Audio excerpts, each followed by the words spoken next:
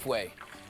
We got a little rice flour batter on here, and you know, it's really kind of light and crispy. You know, you don't want it like we were talking before, like heavy, deep fried. Oh, heavy terrible. batter, deep fried, right? Lightly crispy. That's good. Okay, David. Now, if you would, yeah, I'm gonna give this to you. We have our two sauces, the pesto and the anchovy vinaigrette that Allison disrupted our conversation with before. With the motorized. Exactly. Yeah, right. So you can just kind of put these, you know, start, you know, mounting the squid right on top of there. Mounting the squid? Right on top of there. And I never mounted a squid. I've had a great life. I knew I missed out on some experience. Come on over, guys. We're going to mount a squid tonight. Okay, sounds great. one by one. All right. Now, bring your Polaroids.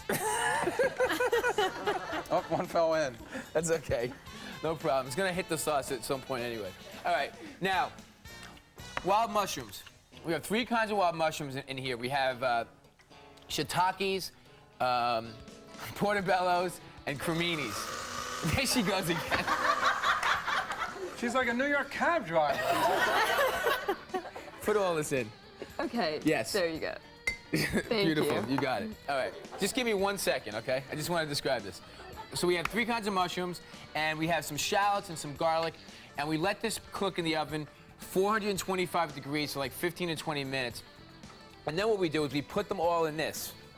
We go from one container to the other container. I don't know why. It looks cooler. Yeah, it's nice. Transfer. Now that's our cazuelas that's going back These in? are cazuelas. These are earthenware dishes. And, you know, this is great for, like, you know, oven to table kind of deal. That's what we do at Bolo. All right, so I'm just going to pour these mushrooms in here. So they're cooked, like, you know, maybe 3/4 of the way. All right, and, you know, you want to save all the juices of the mushrooms because they're delicious. All right. Now, we're going to take some goat cheese. What happened? Oh, here it is. We're going to take some goat cheese. And we're just going to slice some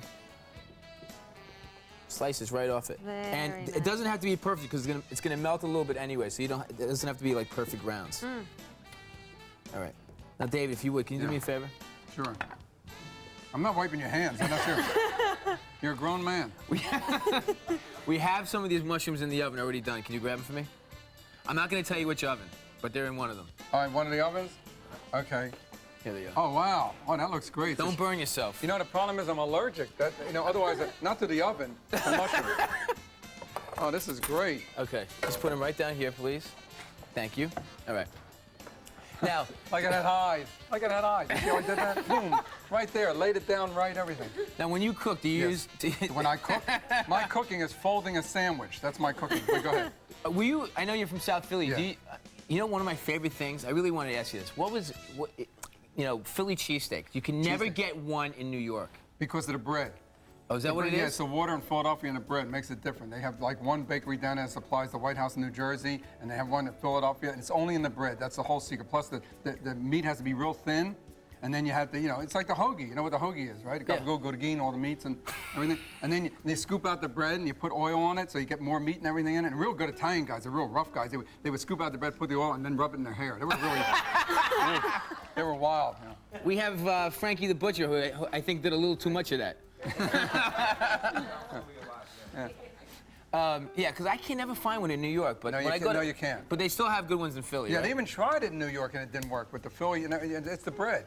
It's the water. Yeah, it's all in the water. It's all in the water. It's all on the. Remember, it's all in the sauce. It's all in the water. It's all in the sauce. Well, speaking of the sauce, you guys, David, you like anchovies, and we made our anchovy vinaigrette. Yeah, no, I like anchovies. I think they're really delicious. I just, you know, you have to drink water all the time after that, but I love them. Well, I'm going to help you out because here's something that you can do so that prepared anchovies will lose some of their salt. You can soak them in water for about half an hour. That'll help. But then if you want to enhance the natural flavor of the anchovy, put them in a little bit of milk or a little bit of dry wine or a little bit of rice wine vinegar. So there you go. You know, you get water and put it in a fish bowl and put them in there and then tell people who come over, yeah, these are my new fish. And everyone's like, oh, that's really interesting. They lay at the bottom. They don't move a lot. But yeah, come on, move. Hit the bowl. You can do that too, right? Have a little fun with the anchovy. Yeah. How much fun can you have with a dead anchovy? But you can do that. Speaking of anchovies, yes, we made some red chili oil. Great. And we just had like 3 different kinds of chilies. What do we have in there? Some guajillos, some ancho chilies, not anchos, chili diarballs. Anything else, Allison? Nope, and the oil. And the oil. Just blended it up, and then we just strained it. So this is what the red chili oil looks like, and it's not really that spicy. It's not about injury. We just want a little accent of flavor like this. Okay. The idea is that you cook when you put the mushrooms in. When you put the mushrooms and the cheese in, you let it melt for like 8 minutes after you cook these mushrooms, and that's it. All right. So we got the squid, we have the salmon, we have the mushrooms, we have Allison, and we have David Brenner. We're eating next right here on Hot Off the Grill. So stay tuned.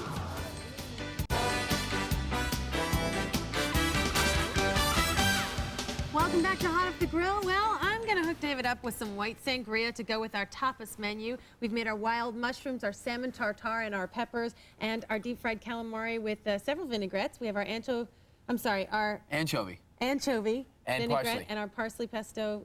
You guys did a great job. Yeah, oh, thanks. It was easy. You killed him up there, David. Look, I'm a natural. You know, You some really people, are. They get out there on a tennis court, you say, he's a natural. I'm a natural. Pesto and I. Boom, like this. Now, you weren't too traumatized by your mother's liver experience? My mother made liver one night so horrible. My father went down in the basement. I'll make it short. It's a true story. The liver stood up. When he hit it with the knife, it stood up. And he went downstairs. He was the worst cook. And he came back up. I thought he was leaving the house forever. He came back up. He didn't say a word. He put his foot up on the table. He took the liver. He took a nail out of his mouth and a hammer. And he sat all night with the liver hanging off of his shoe. And all my mother said, well, there are other ways of expressing your dislike for my cooking.